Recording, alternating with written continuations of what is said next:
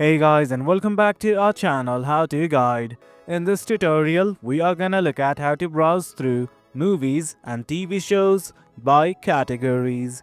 Now let us begin. Do note that in order to do that, you guys do not even need to be signed in to Crackle.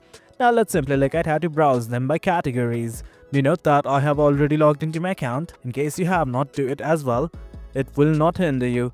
On the navbar at the very top, you can see a few buttons like this, namely movies and TV shows. Simply hover over any one of them.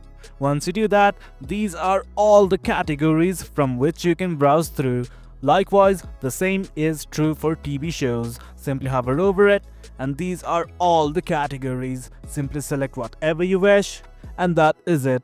From here, you can view or surf the TV shows or movies through categories. Well guys, that is it.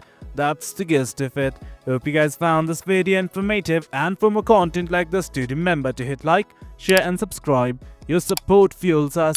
Until next time, thank you.